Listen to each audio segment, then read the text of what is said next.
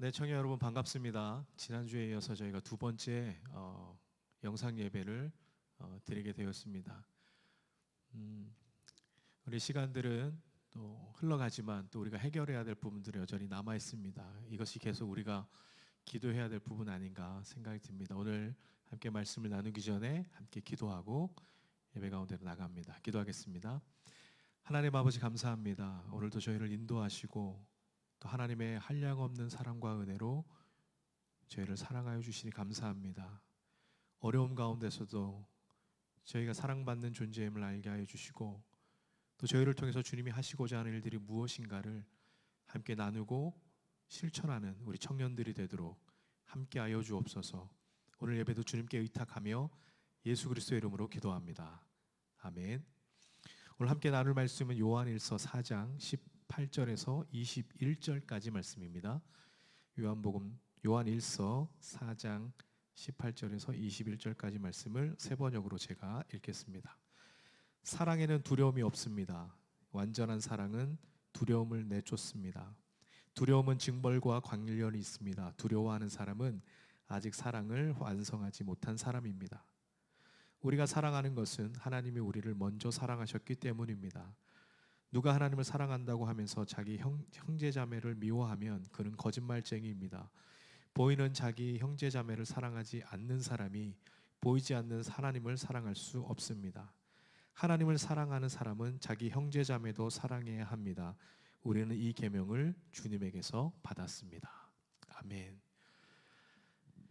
오늘 우리는 사랑받은 자가 해야 될 우리 일들, 책임들에 대해서 함께 나누고자 합니다. 논어에 보면 자로편에 나오는 일화가 있습니다. 공자가 섭공이라 부르는 초나라의 심재량과 만나서 대화를 나눈 적이 있습니다. 이 심재량이란 사람은 병법에 능하고 아주 군사들을 탁월하게 또 움직이게 하고 또 정치가로서의 아주 이름이 높은 사람입니다. 공자와 어렵게 만난 이 심재량이라는 사람이 나라를 어떻게 다스릴 수 있을까? 그런 가르침을 얻기 위해서 공자에게 묻습니다. 선생님, 백성들을 한데 모이게 하려면 어떤 정치를 해야 됩니까? 어떤 기술을 가져야 합니까? 그러나 공자는 딱 한마디만 하고 그 자리를 떠났습니다. 그것이 무슨 말이냐면 근자열 원자래 이렇게 말하고 있습니다. 근자열 원자래. 가까이 있는 사람을 기쁘게 하면 멀리 있는 사람도 모여들게 마련이다. 근자열 원자래 이렇게 말하고 갔습니다. 말 속에 어떤 기운을 담느냐에 따라 그 말에 온갖 것들이 달라붙습니다. 말에 두려움이 담겨 있으면 공포가 엄습하고 또 재미가 있으면 눈길을 끌어당깁니다. 그뿐이겠습니까? 꿈과 희망도 동시에 뒤따라옵니다. 그리고 거기 안에 사랑이 녹아 있으면 사람이 다가오지요. 공자가 심재량에게 말한 가까이 있는 사람을 기쁘게 하면 멀리 있는 사람들도 모이게 될 거다라고 말했습니다. 공자는 우리가 기본적으로 잘 아는 이야기들 지금 말하였습니다. 가까이 있는 사람에게 잘할 때 그 소문들이 어떻게 해요? 퍼져서 어떻게 합니까? 많은 사람들이 그 사람에게 모일 것이다 라고 얘기하는 거죠. 요즘 우리가 맛집이나 이런 것들은 어떻게 합니까? 물론 SNS나 TV를 통해서 많이 홍보도 나가지만 결국은 뭐예요? 입소문이에요. 그 집 정말 맛있더라. 그 집 정말 그거 잘하더라. 한번 가보자. 한번 가볼래? 그래서 어떻게 해요? 맛집이 이제 생겨나는 것이죠. 마찬가지입니다. 가까이 있는 사람에게 잘하는 것, 그것은 사람들이 할 수 있는 가장 기본적인 것이라는 것이죠. 왜 그렇습니까? 사람들은 자기가 사랑하거나 관심이 있는 사람에게는 무조건 잘해줄 수밖에 없는 것입니다. 우리 썸 타는 형제 자매들 있으면 어떻게 해요? 어떻게든 옆자리에 앉고 싶고, 어떻게 하면 말이라도 한번 해보고 싶고, 어떻게 하면 영화라도 한 편 보고 밥이라도 한 편 먹고 싶은 그런 마음이 있는 것처럼 똑같다는 것입니다. 대체로 부모들이, 그 중에서 엄마들이 그런 부류에 속하죠. 자기의 모든 것을 내어줄 수 있는 그런 부류가 바로 부모님들, 그 중에서도 엄마들입니다. 자기가 낳은 자식을 싫어하거나 미워하는 엄마들이 대체로 없습니다. 그러나 가끔 사회의 안타까운 소식들 들어보면 그런 엄마들도 아주 없는 것은 아니더라고요. 우리 사회 안에 좀 안타까운 마음입니다. 자, 이런 사람들은 자기 주변에 있는 사람들을 극진히 돌아보고 관심을 가집니다. 그래서 자신이 열심을 낼 수 있는 모든 마음을 다해서 그 사람에게 주고 싶어하는 마음이 있습니다. 이것은 굉장히 당연한 것이죠. 예전에 제 친구랑 자취할 때 제 친구가 여자친구를 사귀기만 하면 모든 것을 다 주는, 뭐 이 말에는 뭐가 포함됐습니까? 여자친구를 한 명, 두 명 사귀었다는 건 아니죠. 뭐 자기가 찬 적은 거의 없습니다. 다 이제 차임을 당했거나 그랬는데, 뭐 여자친구가 어떻게 사귀게 되면 어떻게 해요? 뭐 만들어주고, 뭐 사다 주고, 뭐 먹을 거 주고. 그래서 옆에서 보고 있는 제가 그랬어요. 야, 그러지 마라. 너 전적을 봐라. 또 언젠가 떠나간다. 제가 그랬는데, 어쨌든 그 친구 막 그렇게 공을 들이더니, 결국 결혼해서 잘 살고 있습니다. 전혀 다른 사람이랑. 어쨌든 좋은 사람, 자기가 관심 있는 사람에게 무엇인지 다 할 수 있는 것, 그것이 자기의 그 사람의 마음이라는 것이죠. 그런데 공자가 말한 대로라면 우리는 우리 주변에 있는 사람들에게만 잘하면 모든 것이 잘 해결된 거라는 결과를 가져올다고 우리가 생각할 수 있습니다. 그러나 여러분 이렇게 생각해 봅시다. 내 주변 사람들에게 잘하면 정말 많은 사람들에게도 잘할 수 있을까? 사람의 사랑은 우리의 계산적으로 잘 되지 않습니다. 어떤 때는 생각했던 것 이하의 반응이 오기도 하고, 어떤 때는 생각하지도 못한 놀라운 결과를 가져오기도 합니다. 내가 별로 신경 안 썼는데 저 사람 나에게 너무 감사를 표현하거나, 아니면 나 열심히 공을 들여서 이 사람을 도와주고 싶었는데 그 사람은 전혀 반응하지 않는 그런 모습들이 우리 주변에 종종 있다는 것이죠. 그렇기 때문에 사랑한다는 것은, 사람이 누군가를 사랑한다는 것은 그 계산과 방법과 법칙대로 되어지지 않는다는 것입니다. 그러나 대부분의 사람들은 자기 주변에 있는 사람들에게 더 많은 관심을 쏟기 때문에 약간 거리가 있는 사람들의 어떤 필요와 사랑은 느끼지 못하고 지나가거나 아니면 접어두는 경우가 많습니다. 하지만 나와 관계없고 상관없는 사람이라 할지라도 하나님 나라의 정신, 예수님의 마음을 가질 때 우리는 비로소 나를 넘어 이웃을 보고 세상을 보게 된다는 것입니다. 예수님은 누가복음 6장 35절에서 이렇게 말씀하고 있습니다. 들어보십시오. 오직 너희는 원수를 사랑하고 선대하며 아무것도 바라지 말고 꾸어주라. 그리하면 너희 상이 클 것이요 또 지극히 높으신 이의 아들이 되리니 그는 은혜를 모르는 자와 악한 자에게도 인자하시니라 그랬습니다. 원수를 사랑하고 선대하고 아무것도 바라지 말고 꾸어주라. 그러면 너희 상이 크다라고 말씀하고 있어요. 여러분, 원수를 사랑하고 선대하고 바라지 말고 주라는 것에 대해서 여러분 어떻게 생각하십니까? 그것이 우리가 상식적으로 가능할까요? 세상의 가치관과 방법으로는 도저히 이해할 수 없는 그런 명제인 것이죠. 그런데 하나님 나라와 방법과 예수님의 정신은 그것을 우리에게 요구한다는 것입니다. 일반적인 상식으로는 그거 가당치도 않고, 그 사람에게 주느니 내가 차라리 버려버리겠다, 그런 사람도 아마 있을 것입니다. 예수님은 우리가 세상 사람들과 다르다는 것을 말씀하고 있습니다. 요한복음 17장에서도 요즘 저희가 계속 묵상하고 있지만, 그 요한복음을 보면서 우리가 세상에 살지만 세상에서 거룩하게 살아가는 존재들임을 예수님은 말씀하고 있어요. 이렇듯 우리가 아는 것과 행함 사이에 일치를 보이기도 하는 반면, 아는 것과 행함 사이에 불일치도 있고, 또 아는 것과 행함 사이에 있는 어떤 예수님의 정신인 케이스, 다시 말해서 누가복음 6장에서 말씀드렸던 것처럼 원수를 사랑하는 것, 이 모든 것들을 우리가 잘 알고 있습니다. 그러나 문제는 안다고 해서 끝나는 것이 아니라 다 행한다는 것도 아니라는 것이죠. 빌립보서 1장 9절에서 11절에 이렇게 말씀하고 있습니다. 내가 기도하는 것은 여러분의 사랑이 지식과 모든 통찰력으로 더욱더 풍성하게 되어서 여러분이 가장 좋은 것이 무엇인가를 분별할 줄 알게 되는 것입니다. 그리하여 여러분이 그리스도의 날까지 순결하고 흠이 없이 지내며 예수 그리스도께서 주시는 의의 열매로 가득 차서 하나님께 영광과 찬양을 드리게 되기를 나는 기도합니다. 예, 여러분 빌립보서 1장 9절에서 11절을 한번 찾아놓고 펴보십시오. 자, 그리스도인이 추구하는 최고의 영성은 무엇인가? 그것이 빌립보서 1장 9절에 나와요.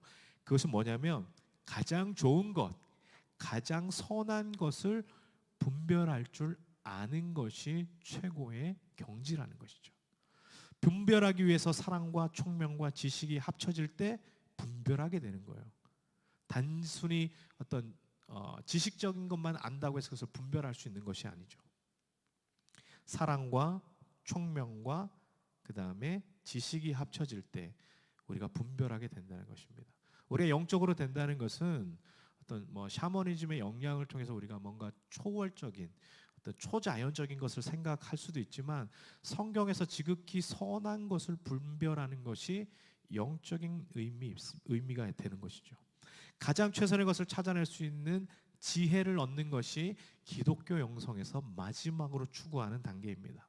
오늘날 이런 것들을 필요로 하는 사람들이 많이 있어요. 그 결과 어떤 결과가 주어지는지 10절 하반절과 11절에서 말하고 있습니다. 그리스도의 날까지 우리의 성품이 변하는 것을 주님은 원하십니다. 계속해서 변하고 새롭게 되고 이 어제보단 오늘이, 오늘보단 내일이 계속해서 차츰차츰 변하는 것을 주님이 원하신다는 것입니다. 그리고 또한 삶 속에서 수많은 열매들을 맺기를 원하세요. 삶이 변화되는 것과 열매를 맺는 것, 이 두 가지를 우리가 합친다면 뭡니까? being과 doing이 함께 가는 거죠. 예, 그냥 존재로서만 우리가 있는 것이 아니라 아니면 어떤 행동의 성품의 변화가 전혀 없이 우리가 뭔가 자선적인 좋은 일만 이렇게 하는 것에 대한 변화는 기독교에서 원하는 것이 아닙니다. 우리의 존재가 변하고 그 변화된 존재를 통해서 삶의 열매들, 좋은 일, 선한 일을 하기 위해서 하나님이 이 두 가지를 우리 가운데 요구하신다는 것입니다. 자, 흠이 없고 순결한 존재, 다시 말해 성품을 얘기하는 거죠. 우리의 삶을 통해서 의의 열매와 평화의 사랑의 열매가 가득 차기를 바라는 것이 하나님의 궁극적인 목적입니다. 그러므로 우리가 하나님의 뜻을 살아낸다는 것은 누구랑 살고 어떤 사업을 하고 어떻게 할까 이런 생각하는데 하나님은 이런 수준 낮은 질문에 대답하지 않는 거예요. 내가 주님 뭐 하면 돈을 잘 벌 수 있을까요? 어떤 형제와 어떤 자매와 살아야 내 인생이 펼까요? 주님이 이런 수준 낮은 질문에는 대답하지 않으신다는 것입니다. 하나님의 뜻은 우리가 하나님처럼 변하는 것이고 신의 성품에 참여하는 것이죠. 우리의 삶을 통해서 의의 열매가 나타나는 것, 그것이 주님이 원하시는 것입니다. 그러면 어떻게 살아야 하는 것이 우리의 질문이 되어야 합니다. 어떻게 살아야 되는가? 성품이 성숙해서 그리스도의 나라에 이룰 수 있을까요? 삶의 열매를 많이 맺어서 하나님께 영광이 되는 삶을 살 수 있을까요? 여러분 어떻게 하면 나의 성품이 성숙하게 변화될 수 있을까요? 나이가 들면서 좋은 성품을 가진 사람으로 되고 싶어하는 것은 누구나 다 바라는 것입니다. 그러나 이것이 쉽지 않습니다. 성경에서는 에베소서 5장에 이것을 알려줍니다. 에베소서 5장 1절 2절 말씀 보겠습니다. 그러므로 여러분은 사랑을 받는 자녀답게 하나님을 본받는 사람이 되십시오. 그리스도께서 여러분을 사랑하셔서 우리를 위하여 하나님 앞에 향기로운 예물과 제물로 자기의 몸을 내어주신 것 같이 여러분도 사랑으로 살아가십시오. 하나님을 본받는 삶이 우리를 향하신 하나님의 궁극적인 뜻이에요. 하나님처럼 온전해지기를 주님이 원하십니다. 이것이 성품이 성숙해지는 것이에요. 그러기 위해서는 에베소서 5장 1절에 그 대전제가 있는데 그것은 뭐냐면 1절 상반절에 보면 사랑을 받는 자녀답게 이렇게 말하고 있습니다. 하나님의 사랑을 받은 사람만이 하나님을 본받는 사람이 될 수 있습니다. 하나님께로부터 태어난 사람만이 하나님을 본받는 사람이 될 수 있습니다. 자녀가 부모를 닮는 거 당연한 것이죠. 좋은 부모와 좋은 자녀, 나쁜 부모와 나쁜 자녀, 부모의 영향력을 절대로 받습니다. 하나님이 나의 아버지가 되시고 하나님의 사랑을 받으면 우리는 그 하나님을 닮아가게 된다는 것입니다. 이것이 기독교예요. 하나님을 닮아가기 위해서 애를 쓰는 것이 아니라 그 사랑을 받고 그 사랑 안에 거하고 누리다 보면 점점 하나님을 닮아가게 된다는 것입니다. 이미 사랑을 받았기 때문에 우리는 사랑을 받은 사람처럼 살아야 되는 것이요. 그렇죠. 사랑을 받았기 때문에 우리는 사랑을 받은 자녀처럼 살아야 됩니다. 자녀가 되었기 때문에 그 자녀됨에 맞는 신분으로 살아야 되는 것입니다. 그래서 평범한 사람이 하나님을 만나서 하나님을 닮아가는 놀라운 일들이 계속해서 일어난다는 것입니다. 그런데 사랑을 우리가 받아서 닮아간다고 하면 닮아갈 수 있을까요? 2절에서는 성품이 성숙해지는 부분을 말합니다. 사랑으로 살아간다는 것은 뭐뭐와 같이 이렇게 말해요. 본받는 자가 되라도 뭐뭐와 같이, 향기로운 예물과 제물로 자기 몸을 내어주신 것과 같이 이렇게 얘기했어요. 예수님과 같이 자기 몸을 내어주시는 것. 하나님께서 우리에게 행하시는 것이 무엇인지 우리가 생각해야 됩니다. 우리를 사랑한다는 것은 본질적으로 자기가 가진 기득권을 내려놓고 내어주는 것입니다. 자기가 마땅히 누릴 수 있는 것을 포기하고 상대방을 위해서 낮아지는 것, 다시 말해서 섬기는 것이 사랑입니다. 이럴 때 사람이 성숙해지는 거예요. 우리 청년들 중에서도 교제하는 우리 형제 자매들이 있는데 자기 것만 계속 주장하다 보면 어떻게 돼요? 처음에는 이해해줘요. 배려해줘요. 그러다 그것들이 어떻게 됩니까? 계속해서 마음이 상하거나 그러면 상대방이 요구하는 것에 대해서 반응하지 않거나 거기에 대한 반대 의견을 내듭니다. 그럼 어떻게 됩니까? 싸우게 되는 거죠. 마음이 상처가 받는 거예요. 우리가 누군가를 위해서 섬기겠다는 것은 나의 기득권을 포기하는 거예요. 나에게만 맞춰달라고 요구하는 것이 아니라는 것이죠. 사람들은 성숙해지는 것이 하나님을 닮아가고 온전하는 것이 어떤 책을 읽고 또 어떤 지식을 얻고 자기 성취를 하면 된다고 생각할 수도 있습니다. 그러나 이것은 한계가 있습니다. 정말 성숙한 이들은 자기의 기득권을 포기하고 조금씩 자연스럽게 내려놓아서 다른 이들을 사랑하는 사람들이 정말 하나님이 원하시는 그 성숙함에 이르는 것이 아닐까요? 우리 생각해 봐야 됩니다. 성숙함이라는 것은 하나님을 닮을 때만 나타납니다. 하나님의 가장 뛰어난 성품은 낮아지심이고 내어주심이에요. 그래서 빌립보서 2장 2절을 보면 자기를 비워 종의 형체가 되셨다라고 예수님을 말씀하고 있죠.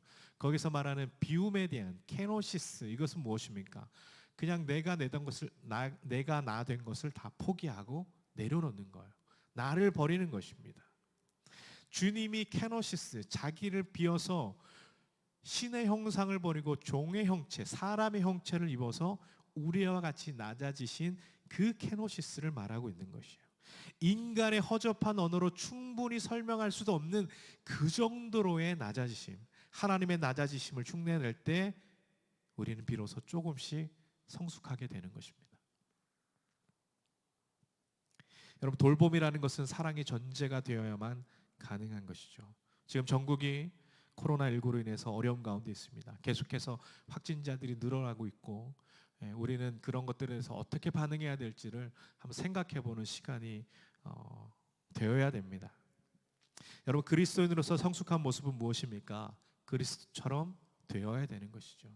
그렇다고 해서 우리가 확진자들에서 돕고 의료적인 어떤 봉사활동을 하고 그렇게 할 수는 없습니다. 그러나 우리가 그리스도처럼 된다는 것은 우리의 의식과 우리의 행동이 바울의 표현처럼 그리스도로 옷 입는 것이에요.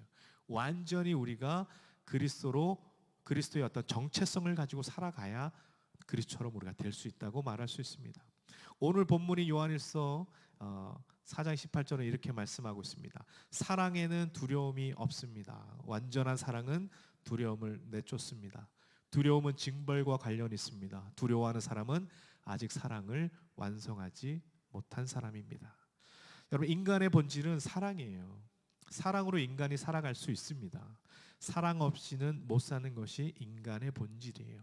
그래서 인간은 사랑 때문에 지어졌고 사랑하도록 지어졌고 사랑받도록 지어졌습니다. 그런데 그 진짜 사랑이 우리 안에 없다는 것이에요. 그것이 우리의 한계예요. 찾을수록 없는 것이 진짜 사랑입니다. 우리가 사람들에게서 찾는 사랑은 하나같이 가짜와 같은 거예요. 진짜가 아닌 것이죠. 우리에게 그 진짜 사랑이 없습니다. 김영복 목사님이 그분의 책에서 이렇게 얘기합니다. 사람의 모든 감정은 두 가지 뿌리에 맞닿아 있다라고 얘기합니다. 하나는 사랑이고 하나는 두려움이라는 것이죠. 그래서 행복, 만족, 평안함 이런 것들, 이런 긍정적인 감정을 캔에서 들어가 보면 그 뿌리가 사랑에 있고, 분노와 좌절과 화냄과 가책, 증오, 근심 같은 이런 부정적인 감정의 뿌리를 캐어 들어가 보면 그 뿌리에 두려움이 있다는 것이에요. 그래서 사람의 마음은 두 가지예요. 사랑이나 혹은 두려움의 지배를 받는다고 말하고 있습니다. 사랑의 지배를 받을 때는 우리는 마음의 걱정이나 요동함 없이 평안합니다. 그러나 두려움의 지배를 받을 때는 한순간도 내다볼 수 없는 막막함 가운데 우리가 놓이게 되는 것이죠. 제가 어젯밤에 잠을 자다가 깼는데 새벽 한 2시 정도 된 것 같아요. 근데 답답한 마음이 제 안에 계속해서 이렇게 몰려 들어오는 것입니다. 그래서 왜 그럴까, 왜 이렇게 답답할까 생각해 봤더니 제가 이제 새로 시작하는 이 공부에 대해서 제가 은근히 스트레스 받고 있는 것 같아요. 그래서 이거 어떻게 해야 되지? 얼마나 이런 부담감이 제 안에 계속해서 그 어젯밤에 제 마음을 이렇게 막 잡고 흔들고 있더라고요. 내가 여전히 그런 것들에서 두려워하고 있구나. 그런 마음에서 내가 걱정하고 있구나. 그런 마음들이 제 안에 있어요.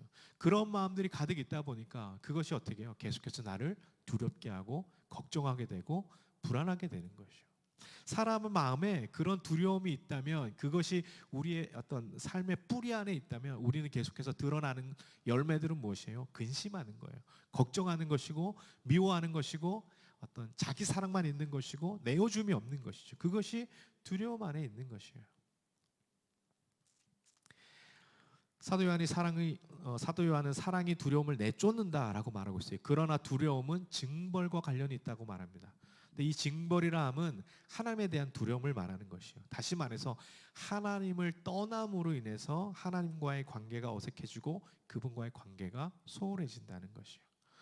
여러분, 자라면서 사랑을 많이 받은 사람이 있습니다. 여러분 주변이, 여러분 자신이 될 수도 있고, 그런 사람들을 보면 모든 것에 대해서 자신감이 있어요. 떳떳하고 긍정적이고 에너지 있고 그렇습니다. 사람들과 관계도 좋아요.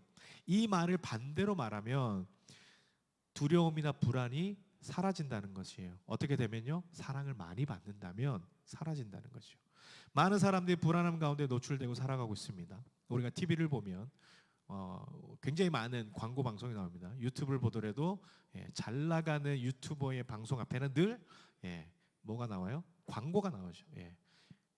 인원수가 별로 없는 사람에는 광고도 없습니다. 그냥 바로 그냥 본방 그냥 나가는 거죠. 인기가 없다는 것입니다. 자, 그런 광고들 속에서 말하는 것이 무엇이에요? 야, 너 이 정도 차는 너 타야 되지 않겠니? 야, 이 정도 타야지. 이러면서 차 광고가 막 나갑니다. 남자들은 어떻게 해요? 나도 저 차 사고 싶다. 나도 저거 사야 되는데. 이런 마음이 생겨요. 또 어떨 때는 화장품 광고가 딱 나가면서 예쁜 여자 연예인이 딱 오면서 뭐 촉촉하게 뭐 이러면서 뭐 광고 나가지 않습니까? 그럼 어떻게 해요? 그 광고 안에는 뭐가 들어가 있습니까? 너는 아직 멀었어. 더 예뻐져야 돼. 계속해서 여자들의 마음을 이렇게 움직여야죠. 너 아직 멀었다. 이거 발라야 돼. 이거 뿌려야 돼. 이렇게 얘기하면서 사람들의 마음을 계속해서 어떻게 해요? 끌어당깁니다. 그러면 그게 내면에 뭐가 있어요? 나 저렇게 되고 싶은데, 나 아직 멀었구나. 내 저 미모를 따라가려면 저걸 내가 발라야 되는데, 이렇게 얘기하면서 어떻게 해요? 그냥 좌절하게 되는 거죠. 두려움 가운데 너는 루저야. 이런 마음이 어떻게 보면 이 상업적인 광고 안에 계속해서 우리의 마음에 어떤 만족함이 없고 평안함이 없고 계속해서 어떻게 합니까? 불안하고 아직 뭔가가 필요한 존재임을 계속해서 각인시켜 줍니다. 네, 뭐 그것뿐인가요? 요즘 저희가 그 케이블 많이 보면 1544 응애 뭐 그러면서 묻지도 따지도 말고 뭐 그런 광고가 있잖아요. 계속해서 보험적인 광고. 너 앞으로 어떻게 될지 어떻게 알아? 이 보험 드러나야 되지 않겠어? 안보험 하나쯤 있어야 되지 않겠어? 사람들에게 계속해서 불안함을 갖게 되는 거예요. 그럴 수밖에 없잖아요. 누가 우리의 내일 일을, 1시간 뒤의 일을 누가 알 수 있습니까? 아무도 몰라요. 그 불안한 마음들을 어떻게 해요? 이용해서 안보험에 들게 하고 계속해서 우리의 불안함들을 사용합니다. 하나님께서는 우리 내면에 있는 이 불안함을 제거하기 위해서 그분의 사랑을 우리에게 주셨습니다.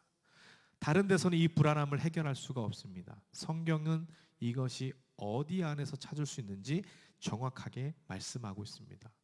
요한일서 4장 12절 말씀이에요. 지금까지 하나님을 본 사람은 없습니다. 그러나 우리가 서로 사랑하면 하나님이 우리 가운데 계시고 또 하나님의 사랑이 우리 가운데서 완성된 것입니다. 그 조건이 뭡니까? 우리가 서로 사랑하면이에요. 요한일서 4장 16절이에요. 우리는 하나님이 우리에게 베푸시는 사랑을 알았고 또 믿었습니다. 하나님은 사랑이십니다. 사랑 안에 있는 사람은 하나님 안에 있고 하나님도 그 사람 안에 계십니다. 여러분, 하나님과의 관계 안에서, 다시 말해서 그가 내 안에, 내가 그 안에 있을 때 우리는 수없이 우리를 반복하게 하고 두렵게 하고 내 것만 챙기려고 하고 나만 붙잡고 하고 나만 생각하는 그 제한적인 생각과 시야 안에서 우리는 그것을 이겨낼 수 있는 거예요. 불안함에서 우리가 스스로 내가 뿌리를 뽑고 나올 수 있는 것이죠.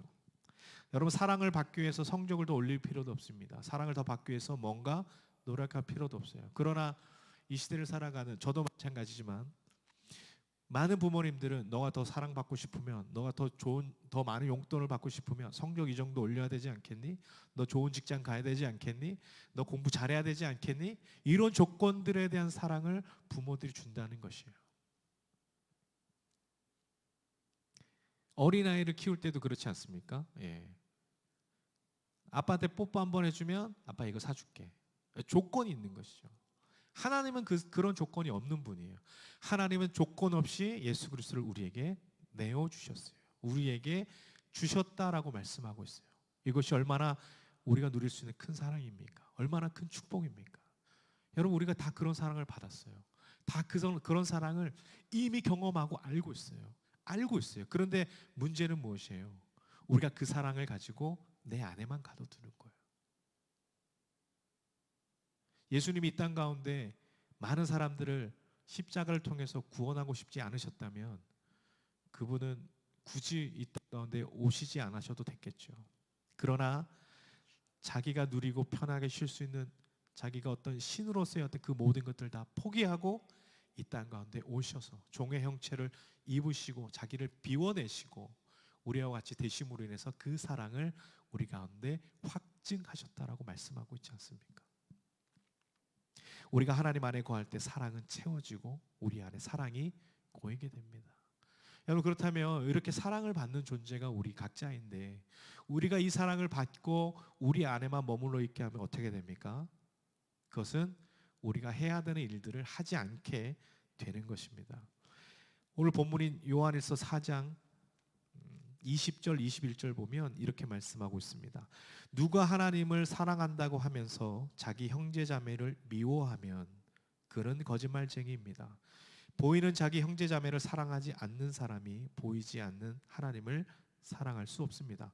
여기 보면 자기 형제를 미워하면 그는 거짓말쟁이라고 말하고 있습니다. 그러나 보십시오. 우리가 누군가를 미워하고 그러진 않아요. 그 사랑이 우리 안에 있음에도 불구하고 미워하진 않아요. 그런데 문제는 무엇입니까? 그냥 거기에만 끝난다는 거죠. 나 미워하지 않기 때문에 나는 아무 잘못 없습니다. 아니죠. 21절 이렇게 얘기하고 있습니다. 하나님을 사랑하는 사람은 자기 형제 자매도 사랑해야 합니다. 우리는 이 계명을 주님에게서 받았습니다. 사도 요한은 분명하게 얘기하고 있어요. 예.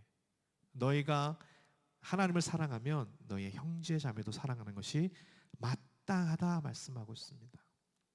제가 처음 말씀드렸던 것처럼 그리스도인의 최고의 영성은 바로 선한 것을 분별하는 것이에요. 그것은 뭐라 그랬어요? 사랑과 총명함들이 어우러질 때에 분별력으로 나타난다는 것이었어요.